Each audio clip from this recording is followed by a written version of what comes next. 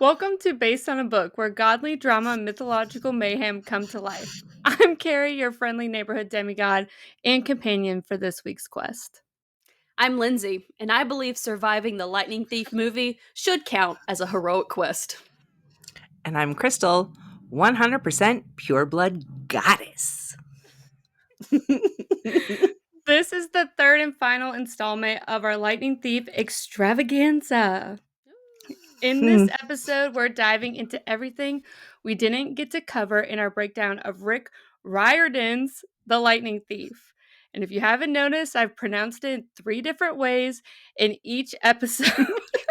Because I literally looked it up and I thought I was pronouncing it correctly. And then I looked it up again and saw it pronounced 3 different ways in 3 different interviews. So just contact me and tell me which way I'm supposed to be pronouncing it.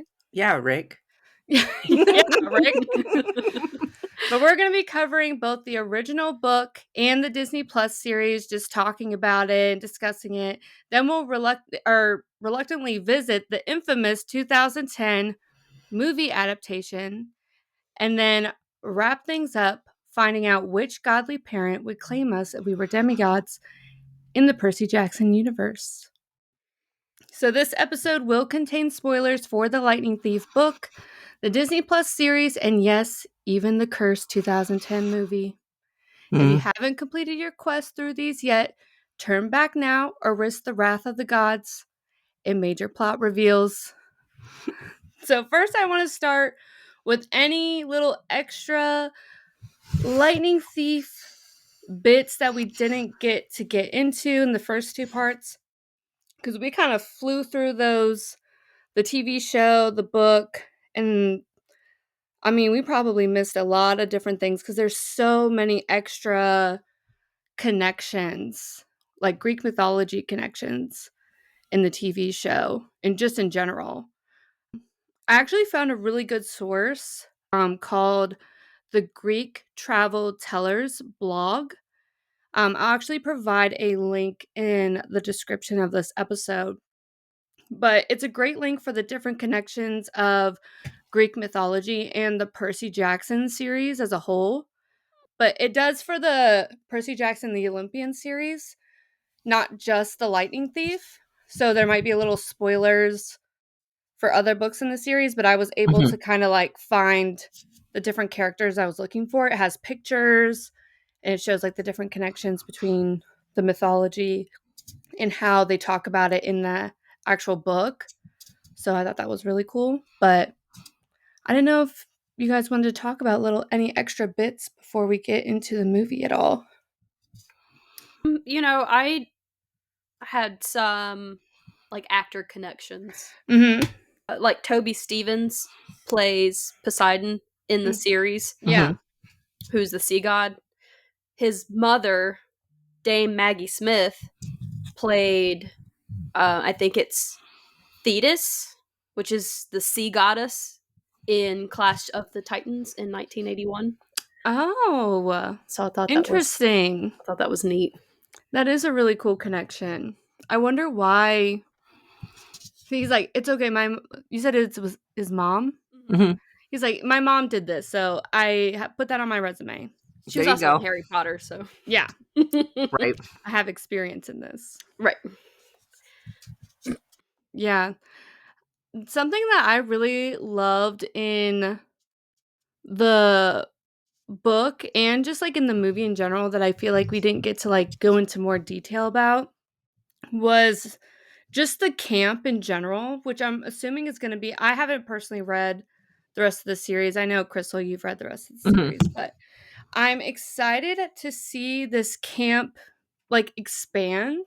This Half-Blood camp expand in the series in general, because we have all these houses. I feel like we just like touched on it, and it's obviously like this like almost like training facility basically for all these demigods, right?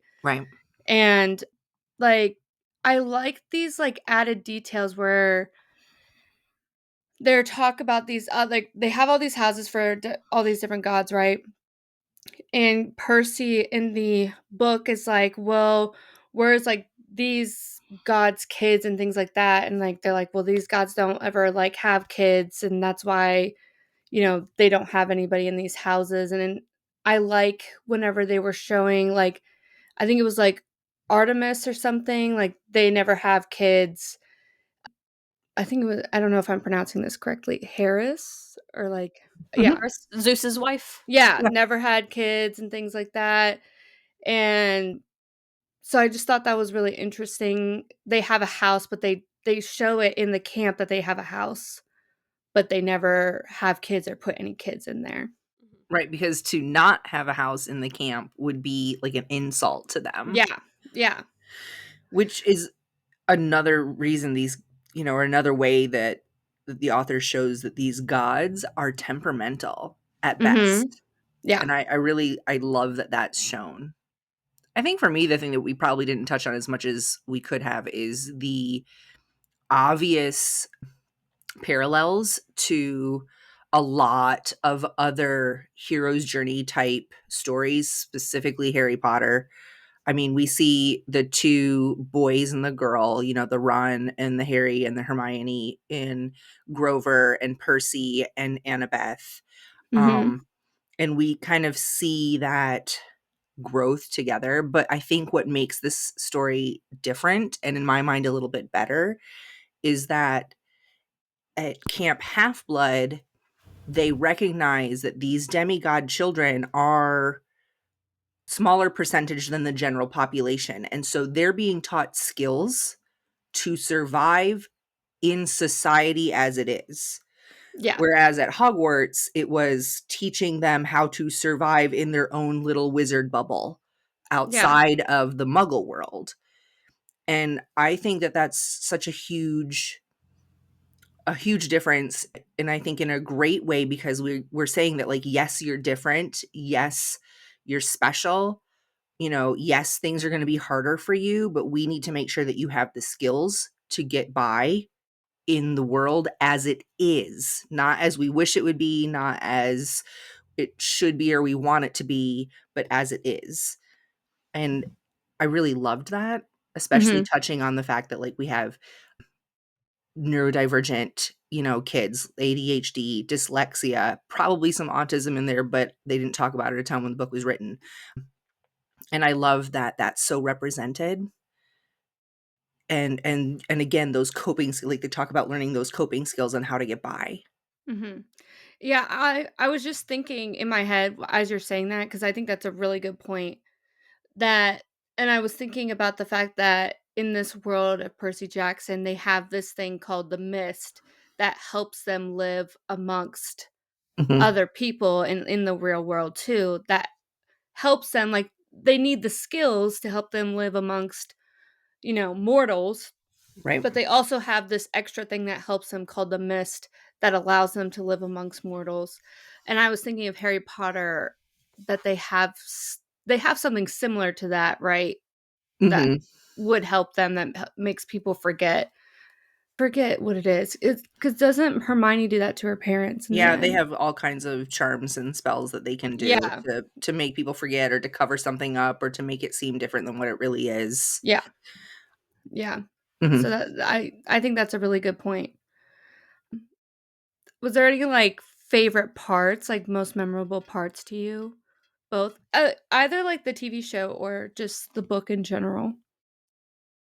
I mean, honestly, the Annabeth and the dog in Hades, Yeah. like, that was in the underworld, that like, Cerberus being playful and Annabeth having that moment of, like, a tender moment where she kind of becomes vulnerable, showing that, like, we had a family dog when I was a kid, and it was important to me.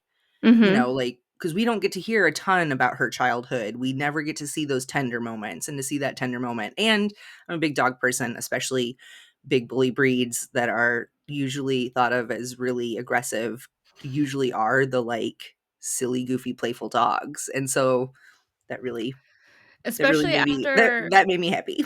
yeah, after we've been so traumatized by pets lately. Right? Mhm. Mhm. What about you, Lindsay?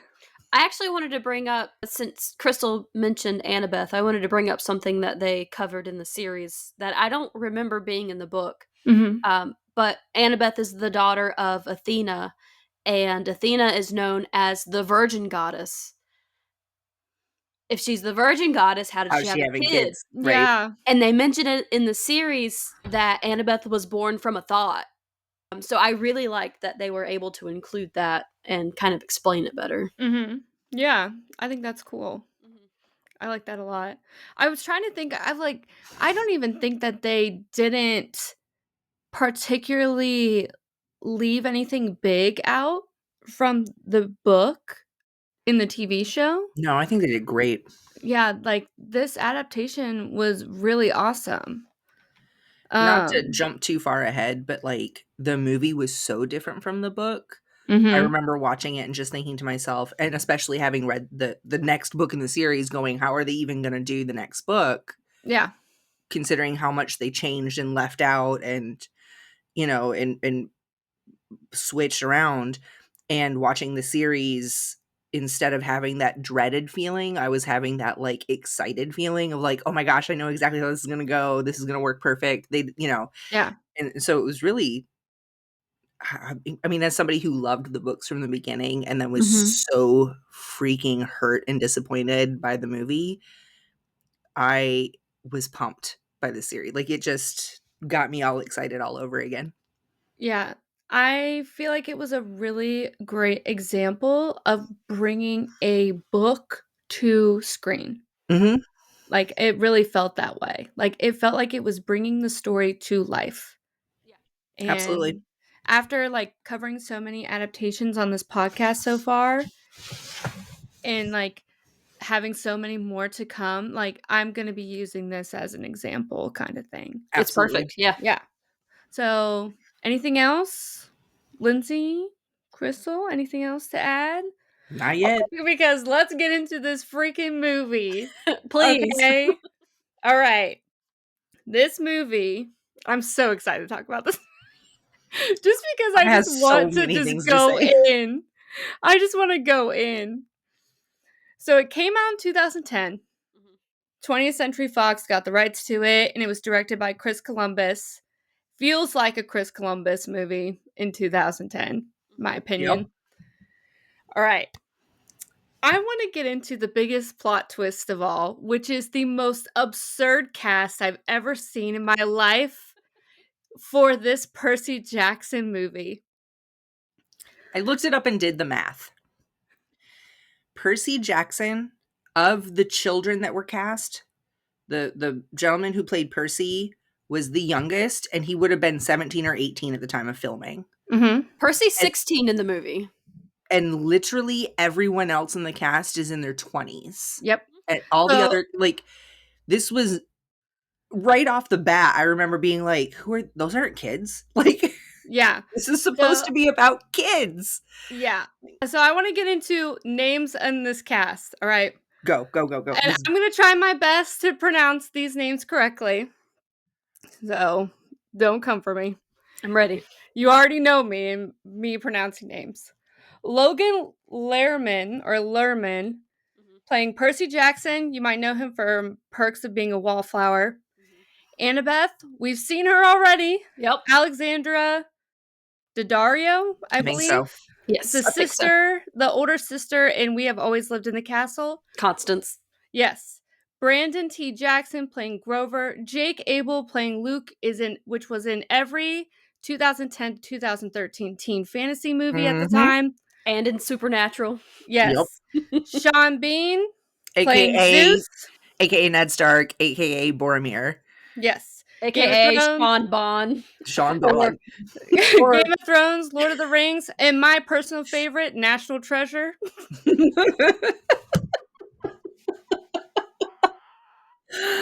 Oh, I feel it. I get it. That was a good one. We got James Bond up. Can't. Oh, we did have James Bond. What the hell, really? Pierce Brosnan as a half horse. All right. We got Poseidon, Dr. Owen Hunt. I love a Grey's Anatomy cameo. There's something about a cameo of, like, a Yes. star that's in a TV series that they are that character in that TV series, and they've been that character for so damn long, Yep. and then they show up in this random-ass movie. There's something about that that absolutely sends me. Every time. We've got Persephone Rosario Dawson from one of my personal favorite movies, Josie and the Pussycat. Hey. Yup. I like her in Grindhouse. A classic. Josie and the Pussycats is a classic. Severely underrated. Severely underrated. She was actually nominated for a Scream Award for Best Cameo in this movie. That's and fair. then let's wrap it up with Uma Really. Thurman as Medusa. I mean, and there's many more in this film. This was absolutely insane. How this film had so many big names. Absolutely. I can't even believe it. I can't. And this goes to show you that it doesn't matter how great the acting is, a bad movie is a bad movie. Yeah. A poorly written script, a poorly written screenplay is just, and the thing is the movie isn't terrible, but it's not the book at all. Not even close. No, it's just not. And the author hated this movie publicly. I don't even think Hated he's this movie. seen the whole movie. Yes. Criticized it publicly, exposed the movie, criticizing the script, never promoting the movie once.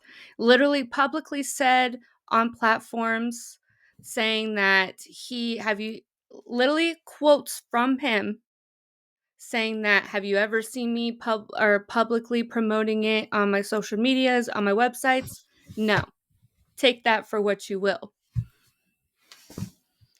So and after this entire experience, when trying to work with them on this movie, he said, in quotes, I basically wrote off Hollywood for a long, long time, and I really didn't want to have anything to do with the film industry due to his experience. I And get this it. was with an interview while being excited for the new TV show. Like, he didn't want to work with Hollywood for a long time, but then finally was able to do something with this TV show now. He was afraid because it was so bad that no one would want to pick it up again.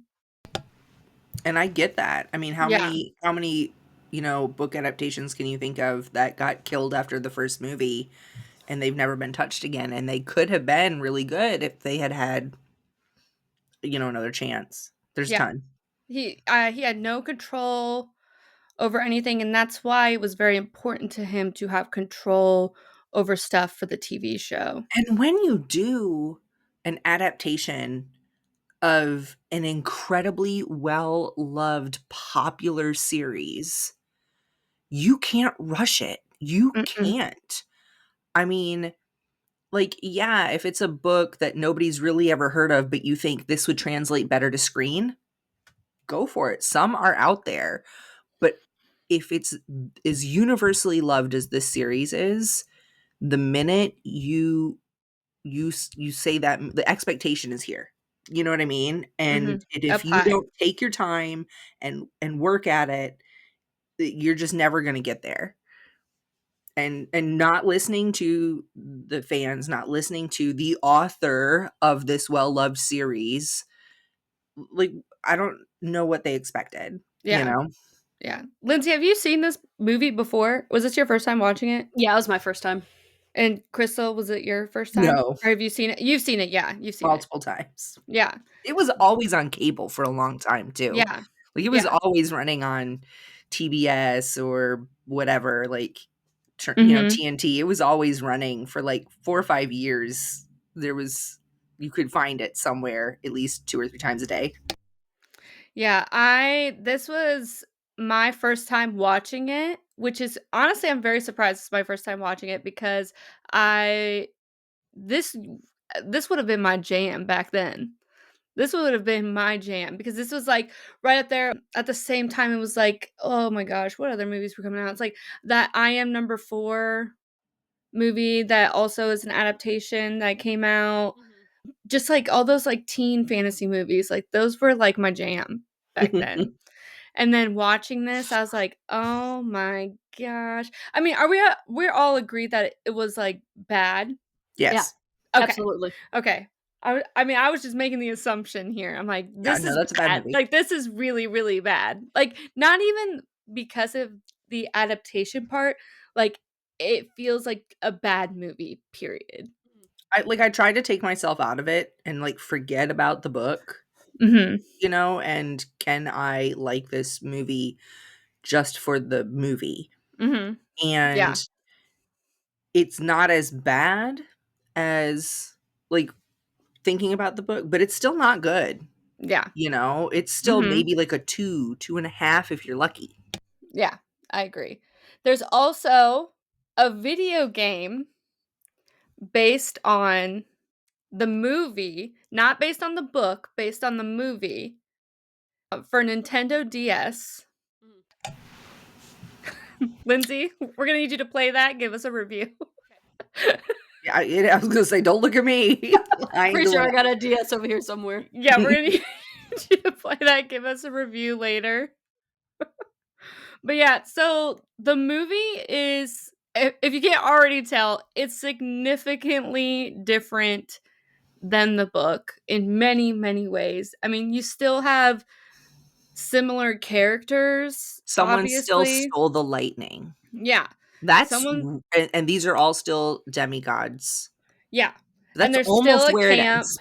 There's Like, still a camp. There's still like I mean, there's but still the like a camp decent is amount but even of the camp is similarities. different. Like the Yeah. camp is like preparing kids for battle. And whereas Camp Half-Blood in the book and in the series did have like sword fighting and archery and stuff, like they weren't walking around in armor 24 hours a day. You know what I mean? Like they had their cute little orange Camp Half-Blood t-shirts and like Yeah. this was a full-grown freaking adults at this camp, not Yeah. children. I think that was the most shocking part watching this was Mhm. the fact that they had aged these kids up to high school because like whenever we first started, they're like on a school field trip, but they are literally in high school, like saying that they're in high school. And I think that was the most shocking part to me. Like I was like, I can't imagine like I get the concept of aging it up kind of. Like I'm trying to like be in the mindset of like what's going to like make money or something, you Right. know what I mean? Like I understand why people do that, but I just I'm thinking of Scary Stories to Tell in the Dark. Remember when we had that conversation? Yep. Mhm. And, like, we were like, "Well, what if they aged it up for the people that loved it when they read it when they were younger?" Because the people that read it when they were younger are probably adults now. You know what Right. I mean? Are probably older now. So I was trying to be in that mindset, but then I was also thinking, well, they didn't age it up because they were trying to bring a new generation in to love it and read it. Right. That's why they didn't age up Scary Stories to Tell Right. in the Dark. Yep. So, but I hated it. I Yep. hated it because they also not only did they age it up to high school, they completely, in my opinion, sexualized characters What and was that about? relationships. There They was like so sexualize much. Yes. they I would sexualize with Grover seeing the women daughters around of the camp. Aphrodite Yep. Yeah. and then just literally any beautiful person Yeah. at any moment after that. Grover was like the Percy being horny a he was ladies' like the man. horny goat, and that was really off-putting. It was just like, dude, not okay. Like, Yeah. why? And this is a rated PG movie Yeah. for a book that is supposed to be middle grade, like Yeah. young middle grade. And then like even the relationship between Annabeth and Percy, That really bothered me bad. so bad. Like That it's almost like really upset they me. had to force some sort of like romantic tension into the story, and it was like, no, you really didn't. Nope. Mhm. Yeah. They just needed to be friends. And I'm saying this as someone who loves romance and loves relationships like that and wants to see the tension. And I'm saying we didn't need it. We did not Mm-mm. need it. The story was so good without it. Trust. Like, I'm telling you, and I'm saying that as someone who loves romance. So that's saying something. Right? And I was just like, and sexualizing Percy in general, like being a little ladies' man that all like the ladies at the camp want too. Yeah. Did And not like. also, Annabeth is smart. Annabeth is meticulous in everything that she does. And you guys in this movie, like, dumbed her down Like, to make seriously, her this weird character that she is not. she's the daughter of Athena. And throughout the movie, they were all like, Athena, the goddess of battle strategy, the goddess of battle strategy, the goddess of. No, she's not. She's the goddess of wisdom. She's the Mhm. goddess of strategy at all, Mhm. across anything. She's the Mhm. goddess of wisdom. Mhm. And yet Annabeth walked through this whole movie with her head up her ass. Yeah. It was not, I don't know. Like, the idea that these kids took on a lot of the traits of their god or goddess parent is so important to the story. And for Annabeth to just in no way whatsoever be the daughter of Yeah. Athena was like, oh, Because I don't know where you're going to take this, because that's not they going to had work. because they had to make the girl the dumb love interest because that's Mhm. so on point of the freaking theme during that time. Yep. It's so irritating. It reminds me of the Transformers movies. Yes, like, I know exactly what you're saying. I know exactly what you mean. It's just like, I'm really? not kidding. I'm not kidding. I know exactly what you're saying. Yep. Yep. Like, I don't necessarily think And if I that was they're, trying to like, watch a super Transformers dumb. movie, great. But I was watching Percy Jackson, and that Yeah. was not it. Yeah, like, it's not that they're like, I can't explain it. Like, if you watch it, you'll know exactly what we're talking But about, also, maybe don't you watch it. know? Yeah, yeah. It's like, during that time, if you were watching these teen movies during that time, you can tell they're putting this person in a very specific character that are usually women and usually the love interest. Yep. And it just drives me crazy. It Yep. drives me crazy.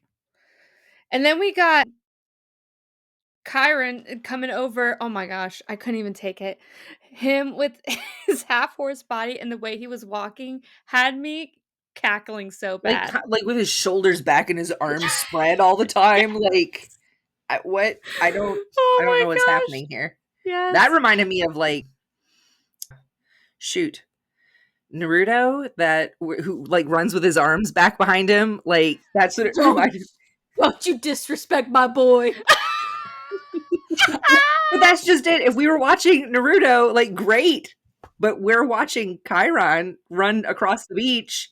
Also, what was with all the heavy breathing through the whole movie? People were constantly catching their breath. They'd be walking across the yard or whatever at the camp, and they'd have to Yeah. stop to they'd. I'm like, okay, like, I thought you guys were in Yeah. shape. Like, I thought you guys were training. Also, the guy who plays Percy literally looked like he was, like, trying really hard not to laugh the entire movie. Like, he had a little smirk on his face, like he Yep. was really trying not to laugh. Also, his, like, Zac Efron haircut is killing me. Oh my god. I noticed that too. I I was like, was, not the Zac Efron I was hair. like, this is Oh really my dated. gosh. Like, Yes. And my favorite part, which is, like, actually not my favorite part, but, like, my favorite part to laugh at was this whole capture the flag thing because it was so corny, so bad so corny. with Yes. Luke and everyone. And then he does this whole, like, little battle with, Annabeth. Annabeth, which okay, so I'm watching this with my family, right? And my family watched the TV show as well with me. So they were like comparing it at the same time too. And my dad, he goes, "Oh, isn't that supposed to be Annabelle?" Oh no, not Annabelle. And we were like, "Not Annabelle. It's like the doll Annabelle. She's skimming across the water, ready to battle." Oh my god. I'm scared. We're calling Annabelle for the rest of the movie. Here comes Annabelle. But she's like a bull. Like, I mean, she's kind of like in the book. She's like kind of mean to him in the beginning. But it was just like we said before, it was just trying to create this like quote enemies to lovers Right. situation, and we were not having it. Also, like, the story was told so fast that, Like like, we already know Poseidon is his dad in the right. beginning. And like even like before that, when they're at the like school field trip, and then like the Fury attacks, and like we don't ever hear about like, oh, he'd always had trouble in school, there were always weird things happen to him that he couldn't quite explain, there was always like, we never hear any of that, he never mentions any of that. It's just like, you're a demigod, Percy. Like, and You're a demigod, Percy. and seriously, then, and he's just like, wait, what? I don't belong here. He's like battling the Minotaur like that fast. Just like the Mhm. Fury attacks, Grover takes him home and says to his mom, we got to get him out of here. And she's like, okay. Like, and they, there was no, and Percy's just like along for the ride. Like, where are we going, guys? Like, Yeah. it was very messed up. Yeah. And However, Mr. Ugliano is well cast. Smelly Gabe. Smelly Yeah. Gabe. Oh no, Ugliano's here. Oh no. He did really pull off the like jerk stepdad though. That was good. Yeah, definitely. Also, a huge difference is like this big dramatic Hades thing that happens at the camp, showing himself looking for Percy and looking for the lightning bolt. That was my son's favorite part of the movie. It's Yeah. like, it's a demon, it's the devil. And I was like, it is. Good job, bud. Like, Good job. yep. And then this part, it just really drives me so crazy, is changing the entire plot from here on and doing this whole map thing with the pearls. Well, Oh my and God. the things that they left out, specifically the things that they left out about camp between when the Minotaur attacks and when he Mhm. decides to go on this quest, which isn't even called a quest. He just wants to go save his mom or whatever. Yeah. They left out things that I get cutting the movie for time, but again, those were things that are actually important in book 2 and movie 2. So it Which they seems made. They made a second movie. they made a second movie. I'm not saying anything because I don't want to give away what you're supposed to be paying attention to for book 2 or movie 2 or anything like that. Mhm. Because especially with season 2 coming up, I don't want to ruin anything for anybody. But legit, they left out so much of the book in this movie that it made me question whether or not they were even going to make a movie 2, and how would they possibly even be anywhere near close to the book when the first one was so far off. You know what I mean? That it ruined the storyline that leads into book 2. Mhm. It's not even there. Like, I'm just going to say it. The storyline involves Kronos. Kronos is not all brought up in book 1 or in movie Mm. 1. You know what I mean? Yeah. Like, it's the main plot point in book 1 driving the Mhm. whole freaking storyline, and Yeah. he's not there in the movie. So where do we go? What happens? Yeah. Mhm. What were you gonna say, Lindsay? They didn't even have Dionysus in the Right? movie. Mhm. Where's Mr. D? Right. Running the camp. Where is he? That's my buddy Nowhere. right there. Gone. And like this whole thing with like Luke, and Luke's like playing video games, and like it's Call of Duty Modern Warfare 2. yeah, it's like so like Transformers. modernized, and like yeah, like I just like teen Honestly, this was movie. kind of like National Treasure with teenagers. And They then have a map. They got to yeah. find the clues They gotta find the pearls, go to the to underworld. return the treasure Yeah. that they stole, but they didn't steal. Like Luke is also son of Hermes. Why is he playing a war game? That's Ares. who isn't in the movie at all. Nope. Nope. Not I know. till the end. When they go to Olympus. Yeah. I was like, Crystal's disappointed. Sure was. That's her sure man. was. That's her man. Why is it that I like the jerk so much? They cut Dionysus. They cut Ares. Yep. And so like this whole map thing is like you have a location, it takes you to a pearl because they need the pearls to get out of the underworld once they get to the underworld, right? And then when you get a pearl, it shows up with a different location, right? And so that's how they're seeing the different monsters, like how we see in the book, which aren't even accurate to the book. Nope. But like one of them is Medusa, which is Uma Thurman. Mm-hmm. And I'll never forget this quote that she said when she's like, "I used to date your daddy." Yes. I was like, "Oh my god!" Honestly, I kind of loved that. I kind of love that moment. Like, I used to date your daddy. I was It like, was so okay, perfect. okay, Medusa. She was. Jeez. Again, like, these gods and goddesses and monsters, they're doing too much. But I'm living for it. It's kind of nice. There was also this rule where the reason why the gods could not talk, they weren't allowed to have physical contact with their kids. They weren't allowed to talk to their kids at all. Yeah. Which they couldn't. That wasn't a thing in the books. But like I guess they couldn't figure out a way to explain the forbidden children because they didn't even say that like Poseidon and Hades and Zeus were not allowed to have kids. They just said it's exceedingly rare for them to have children. Mm-hmm. And then they're not allowed to talk to their kids. Like, what? No. Yeah. The gods are allowed to talk to their kids. Just those three aren't allowed to have any because they're too strong. And didn't they end up going to the Parthenon in Tennessee? In Nashville. That's a real place. Yeah, but that wasn't in the book. No, not in the book. No, not in the book. But it is a real place. I will say, you guys know how much I love it when like they visit like real places and do real things, which is why National Treasure is a really great movie, Keri. I know. That's like, honestly, it's like a movie where anytime it's on TV, I'm playing it. Yep. Or like I'm sitting down watching it. Or like sometimes if I see it coming up on streaming, I'm like, you know what? It's about that time to play National Treasure. Yep. I don't know why. I love that movie. But the Parthenon is a real place in Nashville, and a lot of people don't. Like, it's one of those places that's not, like, everybody knows about the St. Louis Arch. You know what I mean? That the whole country knows about the St. Louis Arch. But I think there's a ton of people that don't know about the Parthenon. If you ever get the chance to go in Nashville, it's actually really awesome. I want to go now. You should.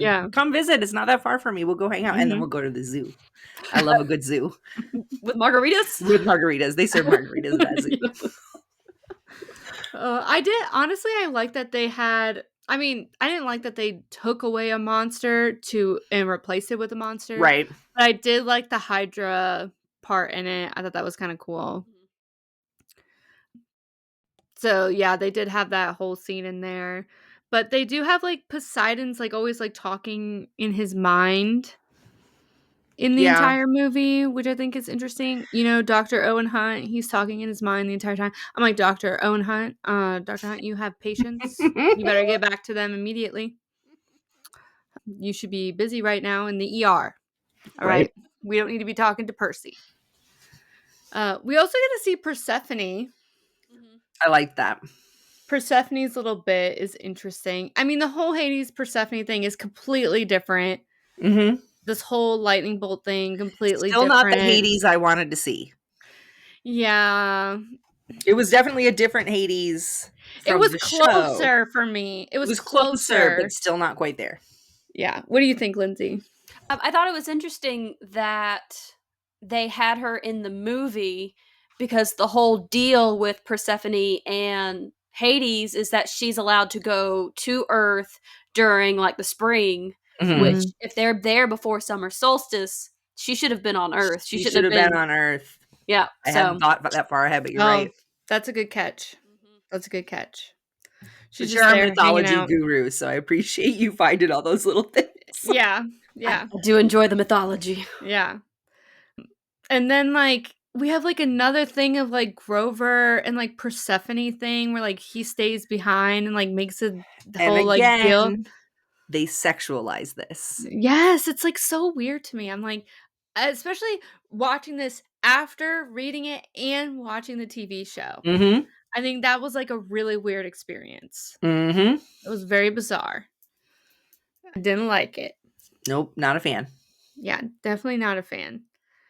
And, like, okay, next thing to talk about is this whole Olympus scene. What? What? Well, first of all, when they get to Olympus, we have a full-blown battle because remember, Luke is the one. Okay. This was like, so like they're at the top of the Empire State Building, about to go to Olympus, and Percy Luke kind of confronts them before they go in there. He's like, I can't allow you to do this. Like, and they have this like battle between Luke and Percy, but they're both wearing the flying shoes. Yeah. And it was something out of like Hidden Tiger, Crouching Demigod. Like, it was messed up the way they were like wire flying, fighting with each. It was, I don't know. It felt like something from, like, Marvel. And not in a good way. Yeah. Like it missed the mark. Yeah. Yeah, I agree. And just, like, this whole thing, and Luke finds all this power, or not Luke, Percy finds all this power and drowns Luke. And then we have, this is what really, really was cracking me up. The interaction with the gods. With Annabeth, Percy, and all the gods. Mhm. They're like normal size. Gods Are God giants. size? Literal giants. My sister goes, "Is this AI?" Like, no, this is CGI. It's not AI.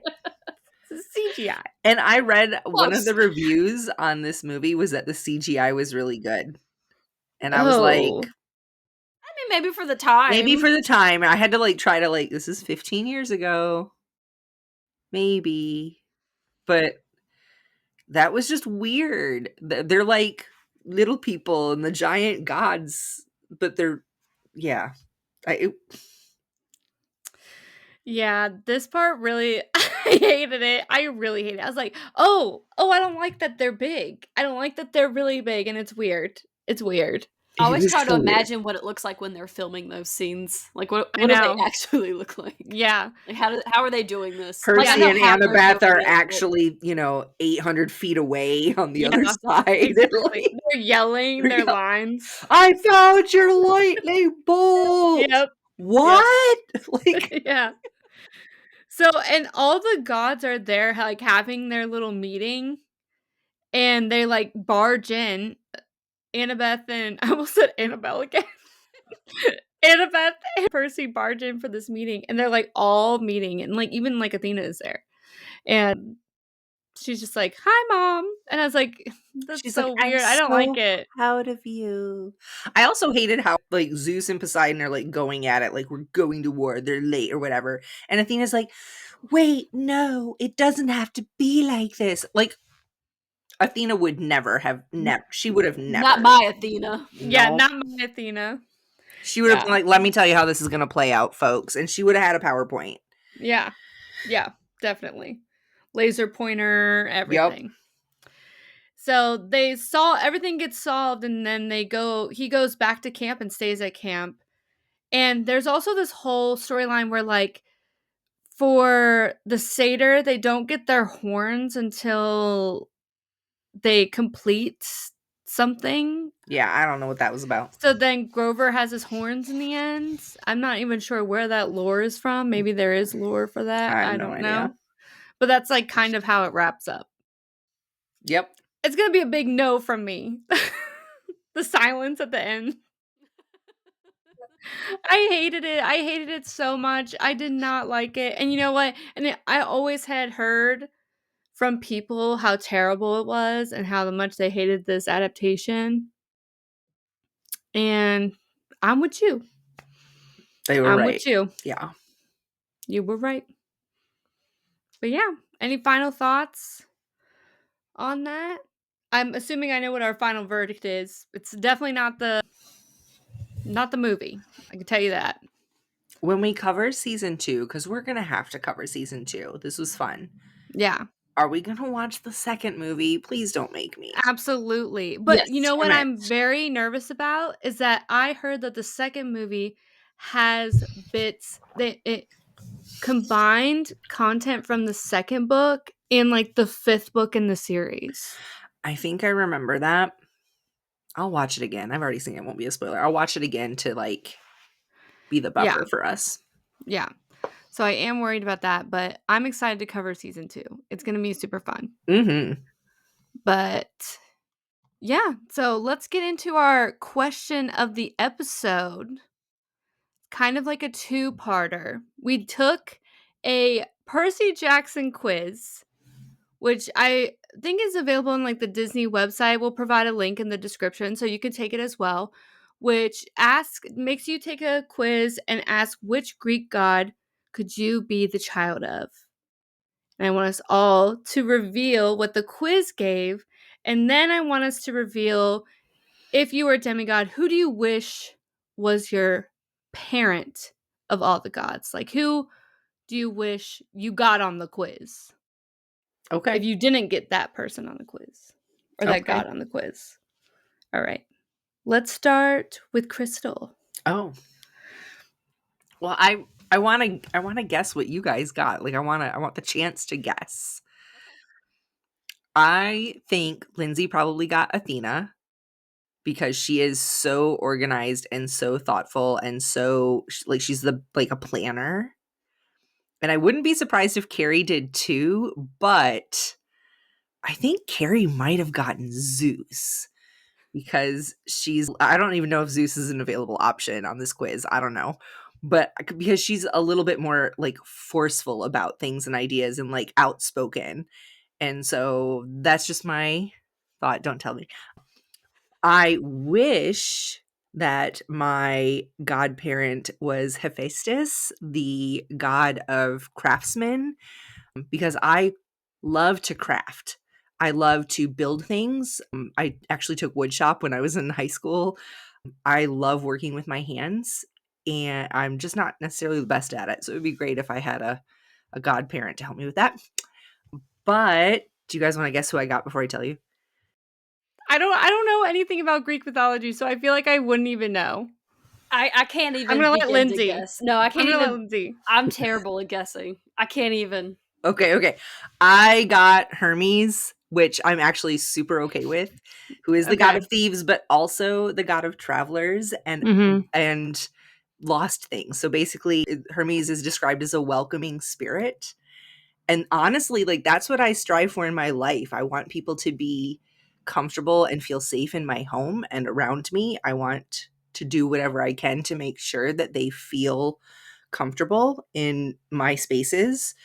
Unless I don't like you and then you can go away, but I'll let you know. So I want people to feel like they can be themselves around me. And so, yeah, when I got that, I was like, oh, I'll take it. I will take it. That's beautiful. Thanks. I love it. All right, Lindsey. So, yeah, Crystal nailed it. I got Athena. Hey. Which I wanted Athena. She's my favorite. She's always been my favorite. You're a great Athena's child. Thanks. I see it. That's such a big compliment. Thank you. I'm excited. I also kind of picked a backup because I knew I wanted Athena. I got Athena. There's another goddess that I thought would be kind of comical, but I wouldn't have a cabin, so I wouldn't be at Camp Half-Blood. Oasis is the goddess of failure. Oh my gosh. So, yeah, that was my backup goddess, just in case. But even Okay. then, I can see that because honestly, the goddess of failure learns from those failures, which goes back to Athena being the goddess of wisdom. So Mhm. that's awesome. Yeah, I liked it. I got Athena. Yeah. Yes, I You got guys are Athena. so much more Yes. organized than I am. Yeah, and that's what I wanted. I wanted Athena as well. That's what I really wanted. We're sisters. Yes. So, and that's a wrap on today's episode in our 3-part series on Percy Jackson. So, thanks for Fun one. joining us. Yes, I had so much fun. I'm so happy I finally got to read this book because I've Mhm. been wanting to read this book for so long, and I'm happy we got to do that together.